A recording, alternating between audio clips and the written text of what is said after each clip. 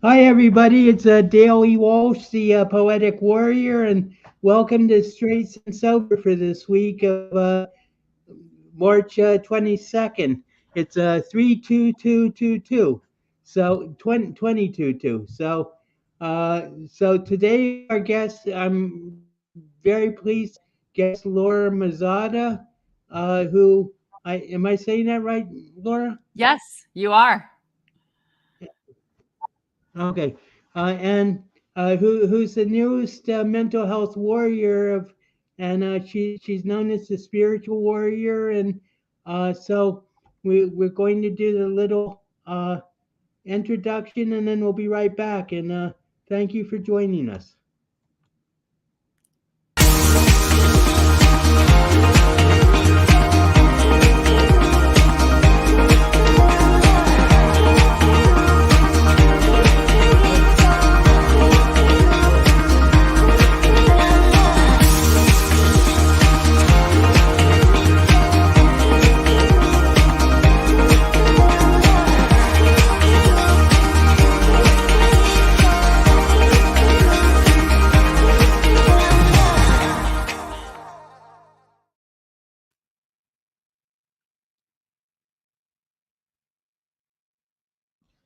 Hi, welcome back.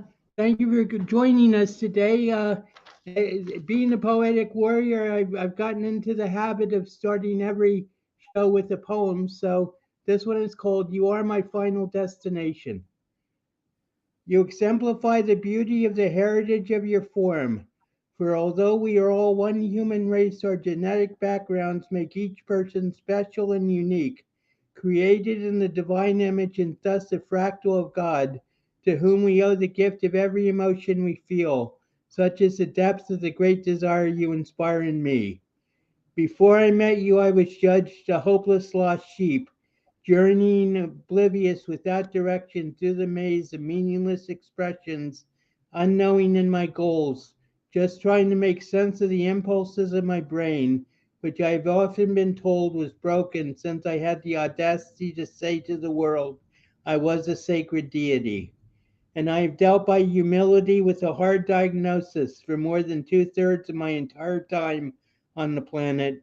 But you turned out to be the exact inspiration I needed to put all the pieces of my shattered mind together into a new gestalt of health, which is not at all affected as we became lovers on separate ends of the continent. And so I give to you my eternal acknowledgement for the escape from apathy you have created in me, while our love grows daily with the speed of bamboo, and our prayers explode nightly in the rush of consummation. Each of us presents to the other as free individuals brought into union by the Lord to complete the earth.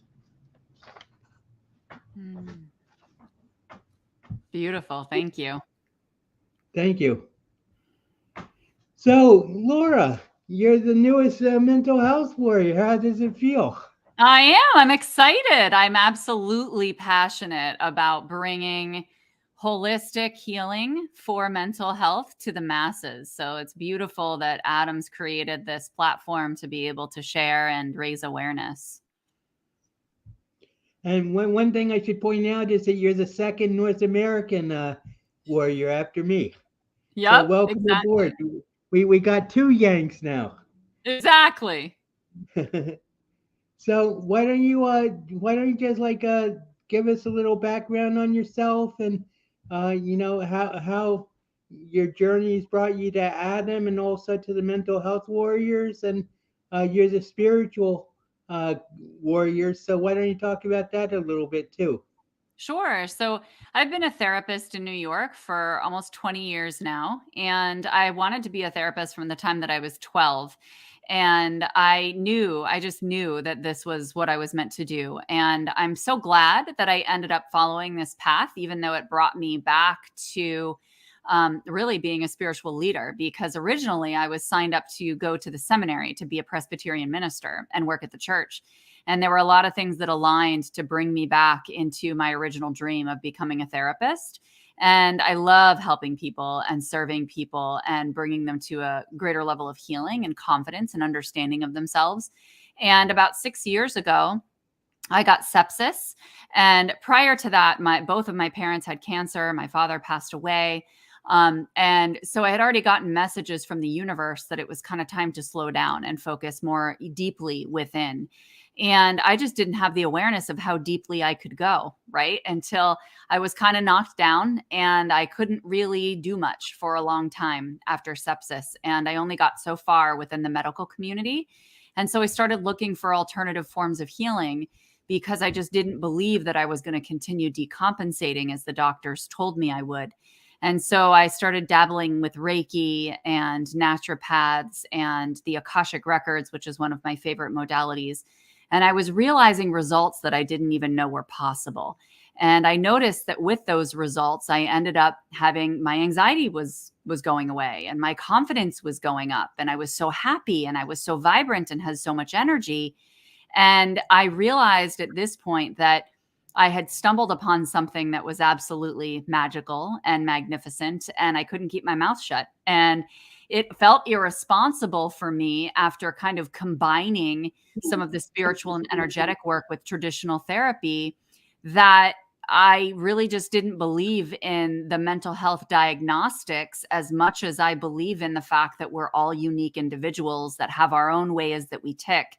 And we just have to learn about that at the deepest level possible. And so I started teaching people about how to really get connected to their own energy and know all of the little nuances of what make you tick and how you operate at your best so that you can use those skills to be at your highest level of vitality. So that's what I do now, is teach people how to get in touch with that so that they can thrive at their highest level.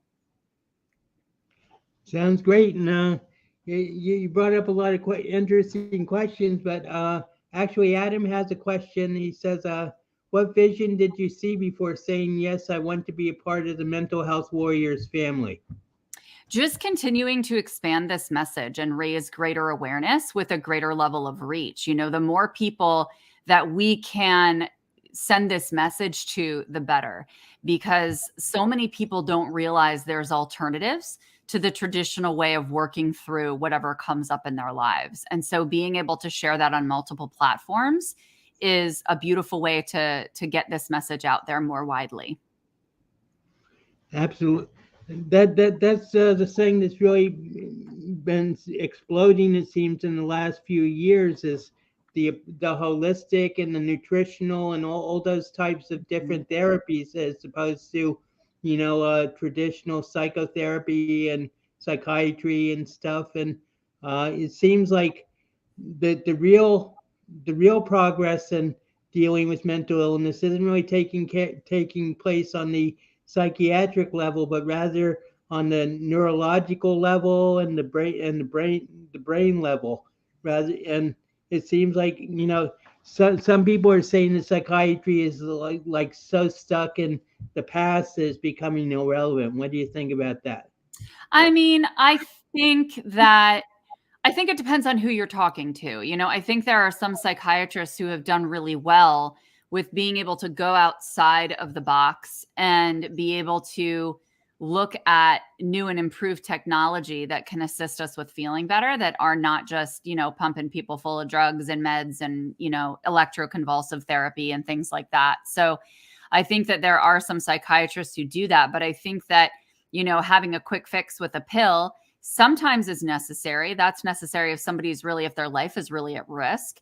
But I think that it's a temporary thing. I don't think it has to be something that we're doing long term. And so I think that for people I think it depends on how long the public kind of stays asleep to alternatives to the traditional way of doing things, right? Because if we do things by saying, all right, listen, like most of the people who would come into my office would be so done with whatever it was they were dealing with. They were like, I cannot deal with this anymore. And they just wanted me to take it away. And that's not how it works. We need to be more preventive about our mental health and be taking care of ourselves and getting in tune with ourselves in ways that we can prevent hitting a wall and we can prevent getting to that point. And so I think that the more education we can provide, especially to parents of young children, who can assist them with learning some of these skills and tools at a young age, we're going to be able to prevent having to be at this space later on. Does that answer your question?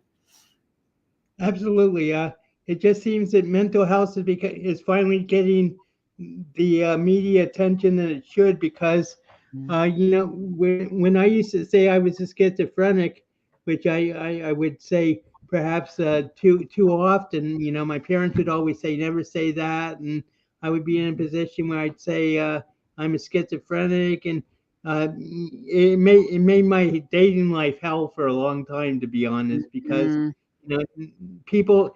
What I was going to say is that when I first got diagnosed in 1975, psychiatry was still in the dark ages, and I think that, as recently, with the advances in neurology and neuroscience, and because I remember my first doctor told me, I'd say, why am I here? And he'd say, well, if you broke your leg, you'd come into the hospital, right, Dale? And I'd say yes. And he'd say, well, you broke your brain.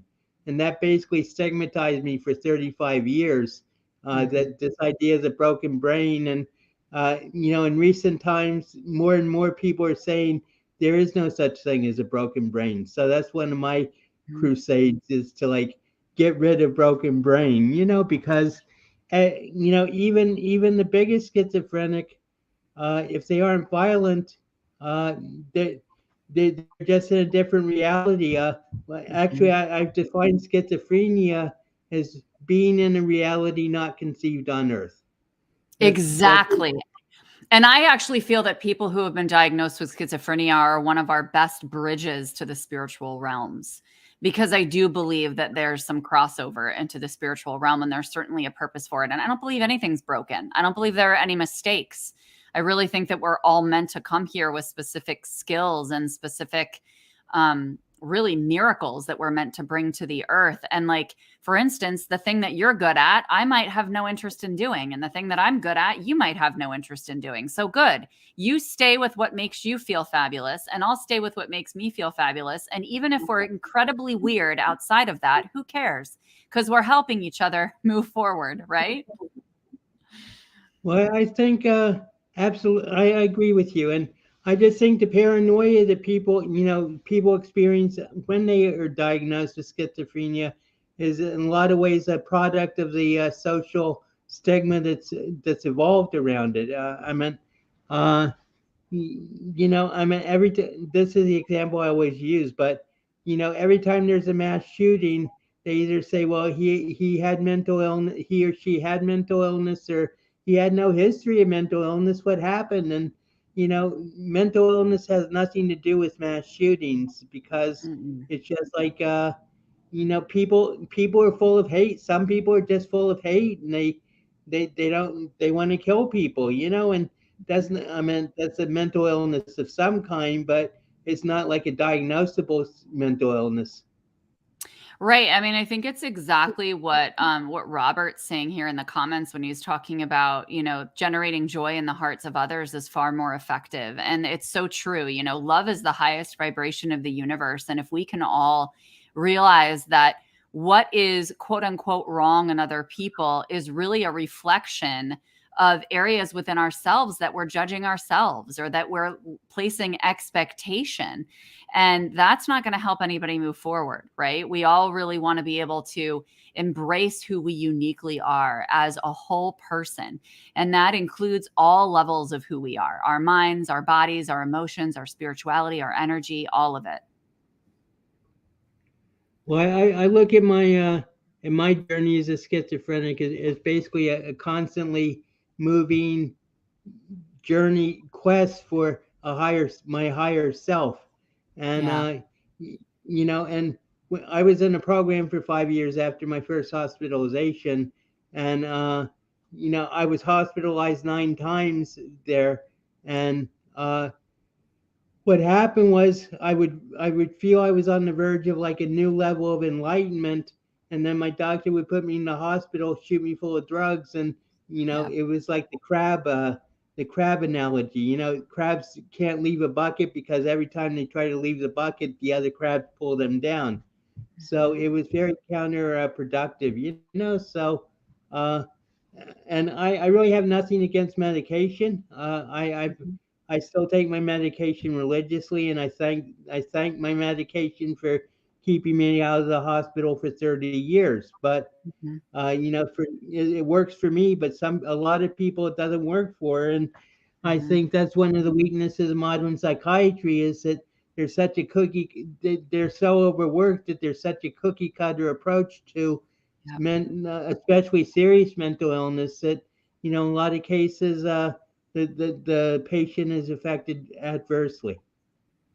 I agree, and, it's so interesting because, I always think about Brian Weiss, and he was a psychiatrist who wrote Many Lives, Many Masters, and he was really taking clients into hypnotherapy or hypnosis.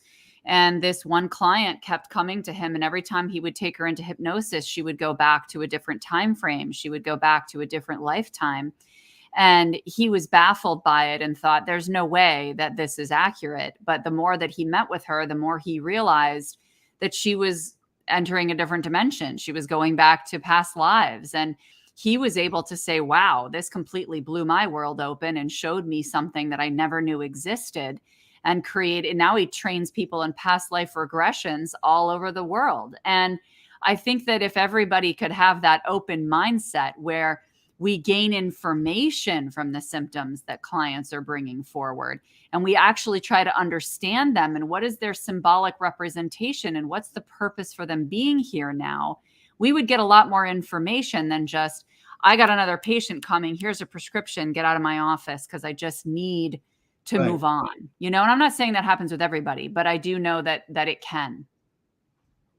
I understand perfectly, and in my own case, it was like I've always been fortunate to have doctors who listen to me. But the thing is, that, sometimes the doctor's agenda gets in the way of the patient's agenda, and I think Mhm. that's why I was hospitalized for 9 times because it's just like my doctor and I, we would like, you know, butt heads, and Mhm. then he would have the upper hand, and he'd say, "You're psychotic, Dale, and you're going to the hospital."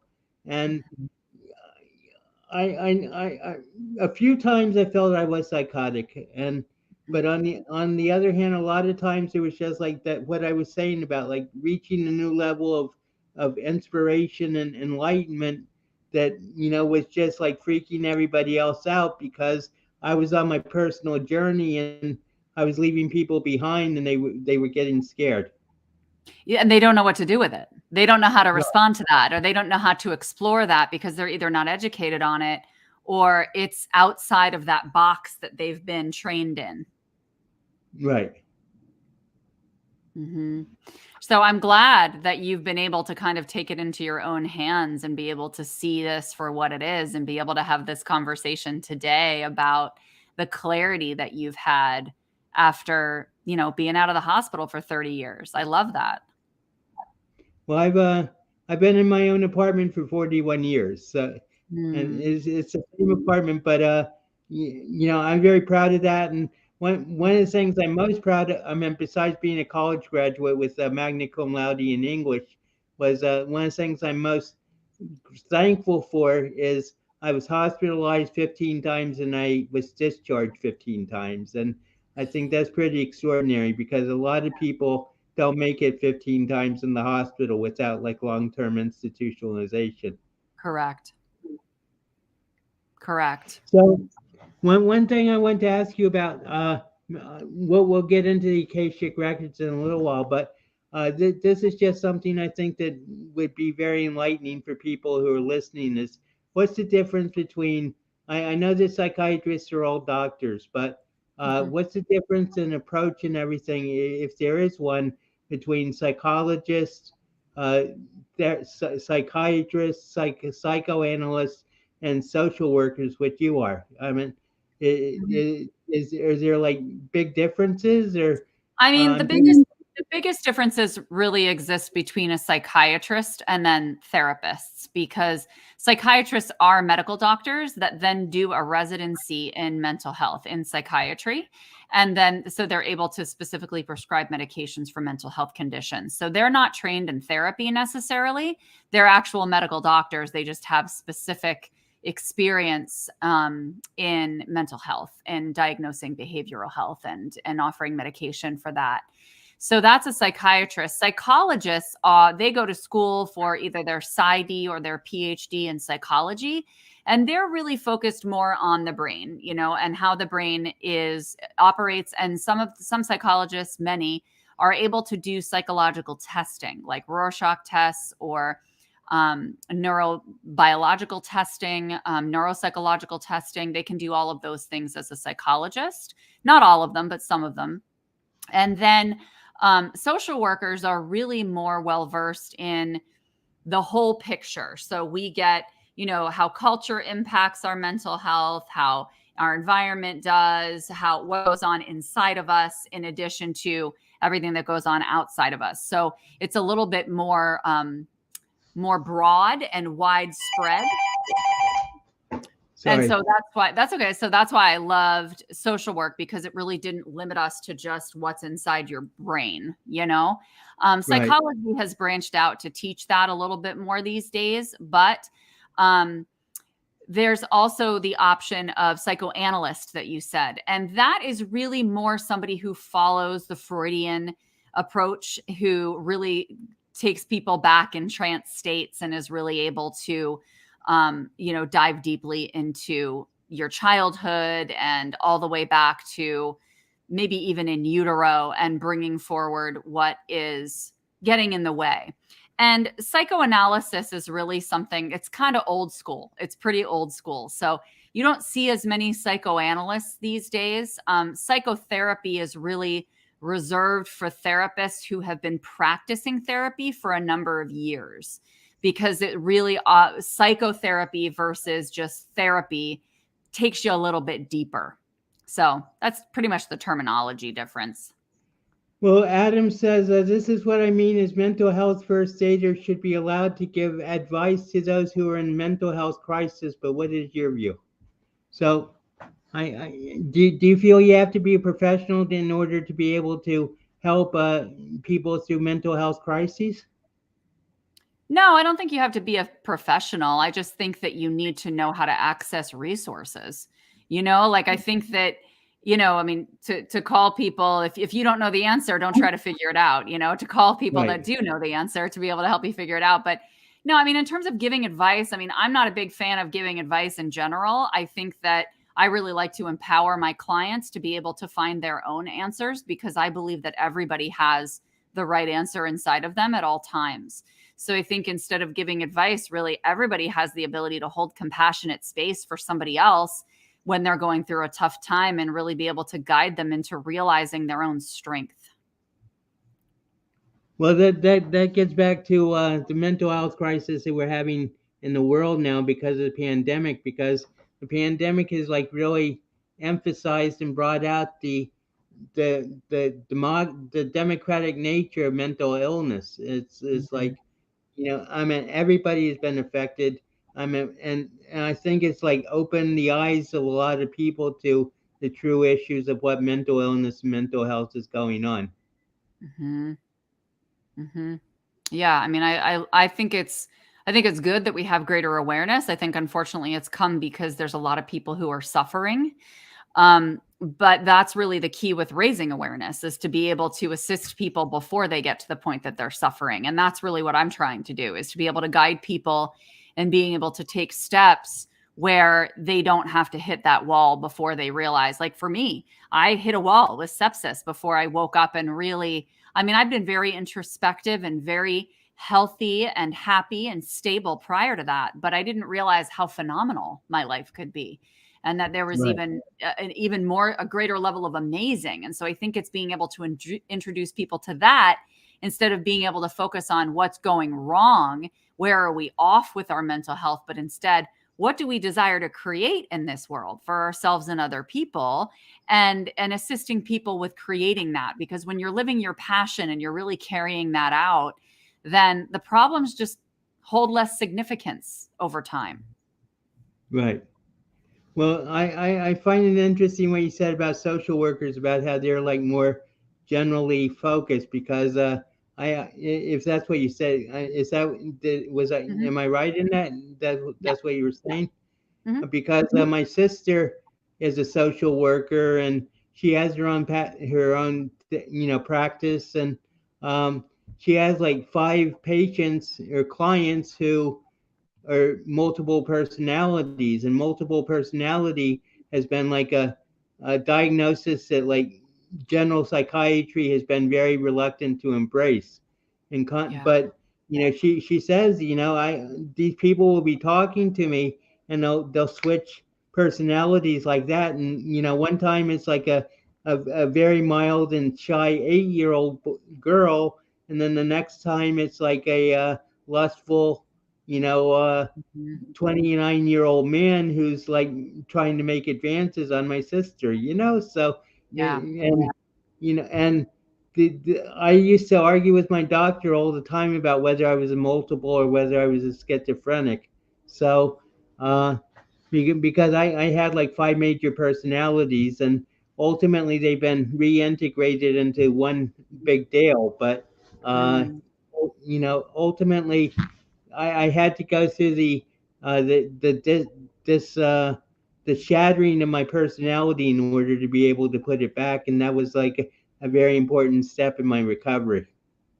Yeah, that's I'm so happy for you that you were able to integrate them, because that's exactly what you need to do. And I think people just get scared and they shy away from psychosis, in addition to dissociative identity disorder, which is the new term for multiple personality in Right. the new diagnostic and statistical manual. And so, yeah, I mean, it's really about understanding, again, the role that each of those personalities play. They're there for a reason. They want to have a voice, and they're meant to be sharing something. And so it's really, are we listening to each of those personalities, or are we just dismissing them or medicating them because we don't know how to manage what they're bringing forward? I mean, of course, if they're violent or something, that's one thing, but I think that really understanding these, we all have different parts of ourselves. We all have different sides of ourselves. And so it's just realizing that exists at a greater extreme, really, because they've experienced a trauma that has caused them to dissociate and separate their parts.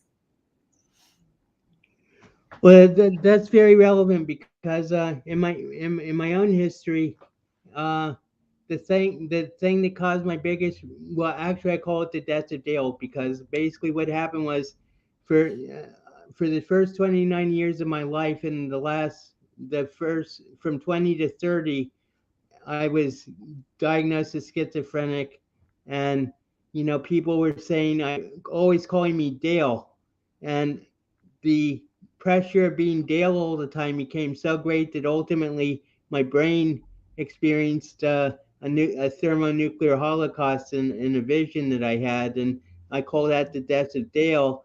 And that's when all my other personalities were finally able to come out and like express themselves. But for the 10 years that of the first decade of my illness, everybody was so insistent that I be Dale, and I knew that there were other personalities that needed to be expressed, and it was very frustrating. Mm. It is. It's very frustrating. And that's the thing. It's like you're looking for somebody to help you integrate and make sense of it, because you're not able to do that on your own in that moment. Right. Hmm. So, why don't you tell us about the Akashic Records? Sure. So the Akashic Records are like a spiritual library in the clouds, and it's protected and housed by angels and spiritual guides and loved ones that have passed on. And when you open up your Akashic record, it's like you're opening up the book of you from the time that your soul first sparked, through past lives, current life, and future lives. And you can ask any question you want in the Akashic records. It's like Google for the soul. And they're going to give you an answer that is really right to the core of what it is you need to hear. And I love it because when you're in this space, it's a very high frequency space. So just being present there, you're going to receive healing and shifting. And whenever I started to use this space, I would have no symptoms when I was in the records. And then when I would close them, I'd feel so energized, better than I'd ever felt. And so I just kept coming back to it, even though it didn't really make sense to me. The results spoke for themselves. And so I continued to return. And as I got closer and closer with this relationship with my records, I was able to learn the depth to which we can heal and understand ourselves. And I really felt a level of unconditional love that I've never felt in human form. And, you know, I have a lot of love in my life. I really do. But there's nothing like that universal love to be able to really invite it in and allow it to really sink into your being and at every level. So I use the Akashic Records primarily as my healing modality. And it's a place that we're going to get that really potent wisdom that needs to come forward, because if I'm sitting with a client and I'm not in their Akashic Records, I can make recommendations or reflections to them based on what they're bringing forward. But I'm not going to be able to know exactly what their soul's path is. How do I know what their soul's path is and what they're meant for in this life? Only God knows that. Only the universe knows that. So when we tap into that, even if it makes sense for people to go one direction or another, you know, we don't want to get stuck in our heads. We really want to be able to listen to our soul and where it desires to go to continue moving forward.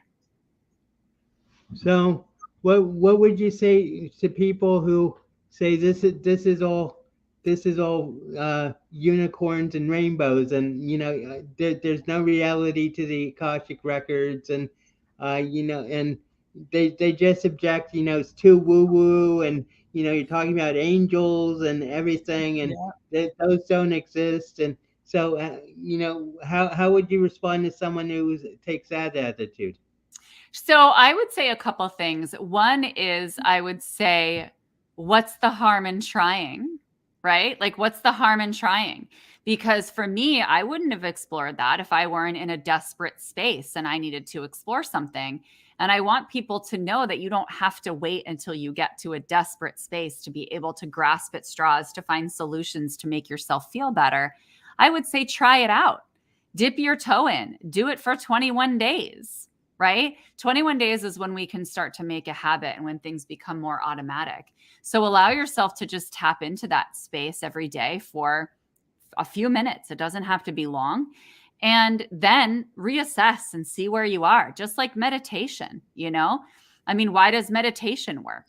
So it's the same thing. So that's one thing, is kind of, I would explore your resistance to it, because if something is available to one person on this planet and they've been able to get change with it, then it's available to everyone. And that includes spirituality. That includes people who make millions and millions of dollars. Guess what? It's available to all of us. If it's available in this reality, it's something that we can all create. And so I would look into your resistance and identify where that's coming from. If you're having trouble with trust, that's usually one of the biggest issues, because trusting and surrendering to the universe really requires us to take our hands off the steering wheel and put ourselves in a place where we're not trying to control everything that happens in our lives. And that's most of the reason that we end up with discomfort and dis-ease in this world. And I know that feeling of like, oh, this is woo-woo, this isn't real. And for me, I just kept getting this tug to keep doing it, even though it made no sense. And I kept saying, this isn't logical. This doesn't make any sense. I'm not doing this. This doesn't make any sense. And I kept kicking the can down the road because it wasn't in my little box of the way that I saw things. And so it was really helpful for me that I just kept getting drawn back because of the results, and because my intuition kept guiding me there. So the more that you can hone your intuition, the more you're going to understand how much of a reality this is. And that's really the best way to start playing with that, is just play with your imagination more, allow yourself to just like daydream, because that's a great way to start building that intuitive muscle. I'm looking at Robert Brooker's comments, and he goes, hey, I love the woo-woo, and I have abilities there. It's wonderful, So I think that I am sure you know about like the 5D experience and how we're going from 3D to 5D, and but I think that's all part of the spiritual path that not only individuals are making, but also the collective. And I think definitely the human race is evolving towards a much more evolved Christ consciousness in this point. And all these things that I mean, when you consider meditation, even like 10 years ago, if you meditated, you were considered weird, and now it's like Mhm. so mainstream that if you don't meditate, then that's when you're weird, So Exactly. I And I think honestly, I think these practices are going to become more and more mainstream. I mean, I've already seen that happen. I'm already seeing that a lot of, just like you said with meditation, like it's already become more normalized for people. And it's not just this woo woo practice for Buddha, like we all get to do it and we all get to access the results that come from that. right. Well, I've always conceived of the Akashic Records sort of like as a big library with very benevolent librarians, and they like pull out these big books of your life, and they open it to such and such a page and say, "Well, this is where you are now, and this is where you come from, and this is where you're going." Is that pretty much an accurate Yeah, portrayal? 100%. Absolutely. And the thing is too, like, you just feel so special. Like you do. You feel so special in the Akashic Records because you're the only one with your soul path. You're the only one with the purpose that you're coming to this planet with. And so it's like you get this guidance. And even if it sounds the same as the guidance that's maybe given to you, Dale, as the same guidance that's given to me, we're going to bring it into the world differently because we're different humans. We're made of different components. We have a different history. We have different codes that have been passed down from our ancestors and from past lives. Even if you don't believe in past lives, we are all unique snowflakes, I like to say. And so the way that we share that with the world is so different. And that's why the more people that are coming online to this understanding and sharing this, the more that we learn about the infinite.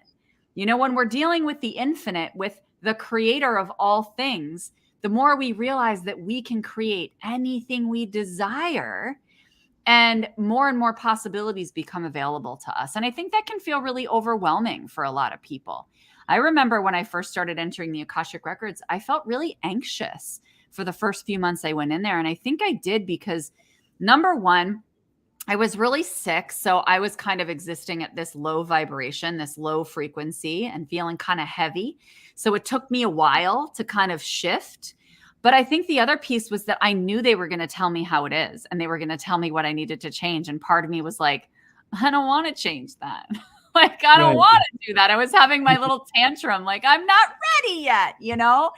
And when we start to surrender to that, it's amazing how much it can just become so easy and flow for us.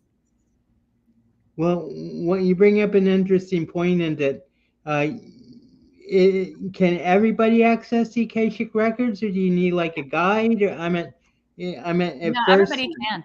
Everybody can access their records. In fact, I have a video on my YouTube channel that you can jump in and just learn how to open them and start to learn how to bring through messages and play with it and see how the energy interacts with yours. And don't just go in there once and then kick it to the curb, give it a little time. Just like when you're meeting somebody new on the street, you're going to have a conversation with them. You're going to get to know, how do they operate? How do they communicate? How do we get along? What's it like to be together? What does it feel like? You're going to do the same thing with the Akashic Records. You're creating a relationship. So you need to give it a little time to understand how they communicate with you and how you communicate back and how it feels to be in that space. now I'm just a little unclear. So apparently, from what I've heard, the Akashic records, you basically have an Akashic master who like talks to you, right? Or do you read the book yourself, or uh, I meant, is the Akashic master the person that you interact, or the being, or the whatever you want, the being Yeah, that I you mean, sometimes it can be a group of beings. Sometimes it can just be one being. Sometimes it can just be your higher self that's guiding you through the records. And a lot of people who are starting out, like to connect with an angel or a guide or their higher self to guide them through so that they don't feel so uncomfortable. And it can actually be really helpful for people who don't really know how to navigate that space to create a relationship or to call in a relationship that they already know, like a loved one who has passed on or an angel they've always been connected to or Mother Mary or something like that. Because humans are used to creating relationships with another human. And so when you create relationships with someone that you have already known or that you've known in human form, it can actually be easier for you to start to get messages and understand how they come through from the Akashic Records. Right. So, just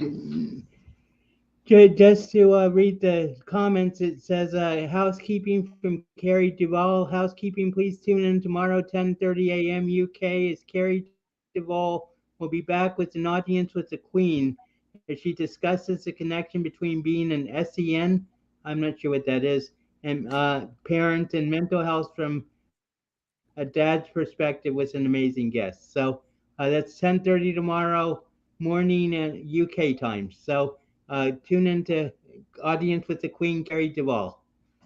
So I think you have to go get your child from the school bus. So I think Yes, we're I going to do. not have a full hour today, but I just wanted to thank you very much for joining us, and it's a great pleasure to have another North American mental health warrior, and I'm looking forward to like improving and building our relationship. And thank you very much. And do you have any final words or any ways people can get in touch with you? Sure. So people can contact me. They can run over to my website at www.lauramazzotta.com. You can just type in my name as you see it on the screen. And you can learn all about who I am, how I got to this point, and the different services that I provide and how I support people on this journey. And I have a holistic mental health book and summit that are coming out later this year. So keep your eyes peeled for that, because that's going to be a collaboration of 25 authors. They're going to be bringing forward tools and resources for you to be able to add to your toolbox that are not part of just the traditional mental health approach. People who have tried and true strategies that you can connect with and really identify with what resonates with you. And we're going to have a summit too, so you can kind of meet them live and really get to know who you connect with. So I'm really excited about raising this awareness, not only for consumers, but also for practitioners to be able to expand their skill set. And you're getting your own show on Mental Health Warrior TV, right? Soon? Yeah. It's going to start on Wednesdays on April 20th. So that's going to be at 10:30 a.m. Eastern time here in New York, which I believe at that time will be about 3:30 UK.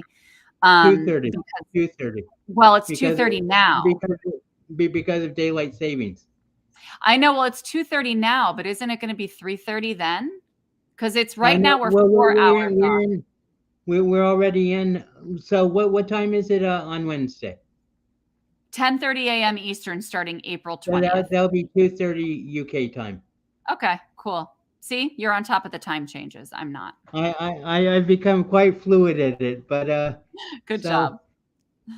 But thank you very much, and good luck getting your daughter from the school bus. And it's been a great pleasure, and we're looking forward to having you in the Mental Health Warrior family. And anybody needs to talk or reach out to any of us, just feel free. You can see the banner at the bottom, and that'll tell you how to contact us. And if you'd like to be a part of one of our programs, then let us know that. You can get in touch with Adam Duvall on Facebook, and here, I guess, at YouTube.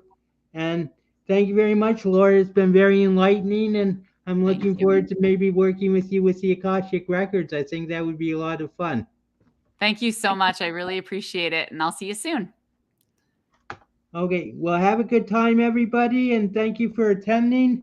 We're right on time, and we just